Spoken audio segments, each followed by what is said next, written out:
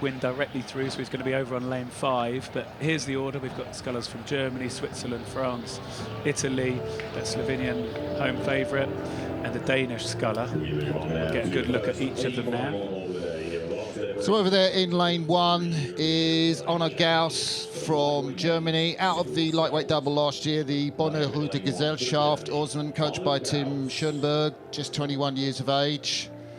Obviously wants to be in the Olympic boat, as does this man, Andre Struzina from Switzerland, 25 years of age, coached by Ian Wright. And of course the Swiss lightweight men's double, Schauble and Rahmeda Island, won yesterday. So this man came here to race in a double scull with Ferdinand Ludwig, but Ludwig was ill, so Hugo Berry is in the single.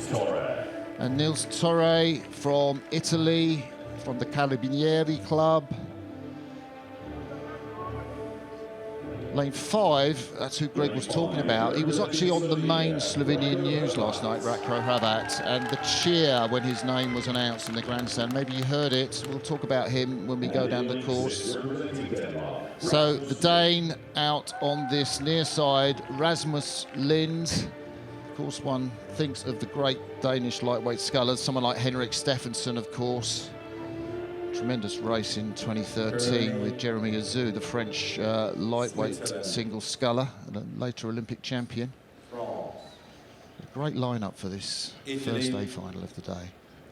Slovenia. There's a great lineup just finishing this call over. You can see the red light. Attention. Short pause there, and Ratko Hrvat in lane 5 away very sharply, tends to rate quite high, but all 6 of these scullers really smoothly up and away, high rate of striking. As we can see this angle, that's what they're seeing going away from the start. If you're up there in the city, this is what you can see going away from you. Big fan of Italian football, Ratko Hrvat. Yeah, he has a real routine that he goes through. But he's a mature sculler. He knows how he races. Often the race will get away from him. But I think it would be, somewhat disappointed. Hugo Berry, as you said, he's come out of the double, and so he's in this singles race here at the regatta, and he did really well in the opening heats to win it. Slightly, I guess, surprising the athletes who are preparing for the lightweight single. As we see him here, slightly lower rate of striking, having a look one side to the other. And he looks pretty strong and connected there, doesn't he? Yeah, really long as well, getting that maybe 69-degree angle round at the front ends. The man from Société Nautique de Nancy. And there's a look at the young Danish sculler, Rasmus Lind, just 21, coached by Thomas Poulsen, himself a lightweight Olympic gold medalist in the men's lightweight 4. Worked with Sverre Nielsen, who's actually flying here, will be coming down later in the final of the men's single sculls. Berry leads at the moment in second place. It is Struzina, the Swiss. Ratko Hrvat still in contact, I think, as we come through to 500. Hrvat will come through in the last part. Nils Torre is ahead of, Hrvat's going through in last place. That will disappoint the crowd, but expect fireworks from Hrvat later on. Yeah, it will disappoint the home crowd because it's such a city that loves its rowing, it loves its sculling. Obviously it has a lake here in the centre of it. Ratko Hrvat is the only representative we're going to see here in an A final, so I know the crowds are out to see him in action. But he does often start relatively slowly, he keeps his stroke rate high, and we could be sure to see him coming back really in the second half. So far, I guess what we might have predicted from the earlier rounds, Hugo Berry is out there in the front with Niels Torre alongside him now, the Italian sculler just closing the gap.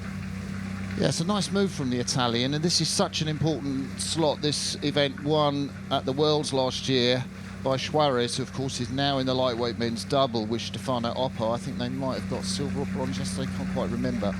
But it's a really handy slot to move up into the Olympic class boat. So Italian lightweight sculling is fearsomely competitive, and Torre is just moving through Berry, who doesn't seem to have an answer to this punchy, high-rating style of the Italian.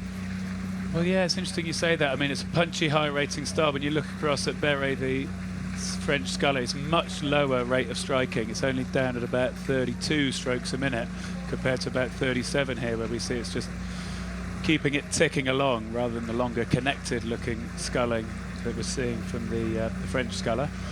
Coming up to 1,000, just a word, Baptiste Savet was entered in this for the French team in the lightweight men's singles, but he's had to forego his place to Bury as we go through the halfway mark and Torre hits the front. Bury is in second place, Struzina is in third. Rakro Havat has moved up past the German Gauss, and Rasmus Lin is now in fourth place, and expect the grandstand to be up on their feet. I mean, if he gets any sort of a medal, that's going to be a result for Slovenian rowing. Oh, absolutely. They'll be delighted if Hrvat can make it onto the podium. He's at 41 strokes a minute, but he does do that. He just ticks along. There's his bow ball, number 5, coming into this. I mean, if he can come through to a medal, that would be, as you say, fantastic here. But yeah, how about the scull from the Italian sculler there? He's just put himself in front. And like you said, I was wondering about the French sculler here, Beret, whether he would have an answer. He's sitting there still 34 strokes a minute now. Is he tiring, or is he going to have something up his sleeve? It's a really good shout, Greg. These guys all weighed in at 72.5 kilos. Bury's had a great qualification coming straight through. Hrvat didn't manage to qualify straight through. He did beat Struzina, the Swiss that's on the far side of the course at the Zagreb World Cup 3 weeks ago, and he came through Struzina at the finish. So Hrvat is going to be really pumping for this. We had a word with his coach, Anji Blažić, after Hrvat didn't do so well in the first heat, and he just said he was really nervous, you know, in front of his home crowd and on the water in the lake. You'd think he'd be more used to it. Yeah, no, I mean, the conditions aren't necessarily easy. It's a big lake, the water's not easy to control, but yeah, I mean, it's a big expectation. As you say, he was on the news last night, yeah, I mean, he'll know he's got good support, but now you're into the race, you don't feel nervous anymore, and I think actually Hrvat's not in a bad position, having watched him race a fair bit before. He's at 40 strokes a minute, and he's there within, I guess, within shooting distance here of any of the medal positions. Yeah, and 40 strokes a minute is normal for Hrvat. Torre goes through in the lead. Bury, I think, has recovered a little bit of his form and kept that gap to under a second. Struzina is now moving through, very wary of the challenge of the Slovenian Hrvat, and he is in third place. Yeah, like you say, Struzina over there, we haven't spoken about him much, but again, he's fairly under control, only 37 strokes a minute, so he looks like he would have somewhere to go. And actually Hrvat there, as we see here from this drone shot, he's not closed the gap as we thought he might with 500 to go. If anyway, the other three have got away from him a little bit. I mean, he will go crazy, 43, 44, 45, but I think you're right, the other three have got away. It looks like no medal for Rakro Hrvat. Bury, will he come through Torre? That's a fantastic sprint by the Frenchman from Société Nautique de Nancy here. I think you're right. Hugo Beret here, I think, has timed this really well, that he got out early, had that speed and was able to sit down on that lower stroke rate. Now you can see he's right up the highest rating boat on the field, and I think he's got this one now as we're in the red buoys coming down towards the line. And Torre is trying to answer him, but what a great time sprint by the Frenchman. Bury has got something like 100 metres to go. Torre hasn't given up, they're still very close. I think the Slovenian is out of it. Struzina's going to get that bronze medal. I think you're right, Martin. As it is, it's bow ball to bow ball here, coming down towards the line for this gold medal. So it's Hugo Bury coming up to the line. Niels Torre trying to challenge him, but Bury just has a couple of metres. The Frenchman, the 25-year-old, takes the first gold medal of the final day of competition at the European Rowing Championships, ahead of Italy. Struzina will be delighted with the bronze. The Dane, and well, actually, that was fourth place for Hrvat, who will be gutted, as will the crowd. And well, I you know, maybe we weren't complimentary enough to the Frenchman during that race. You know, just I think he did close the gap on Torre. He did contain that move, but then he just had that fantastic sprint. Yeah, he did have that fantastic sprint. See Andre Struzina there.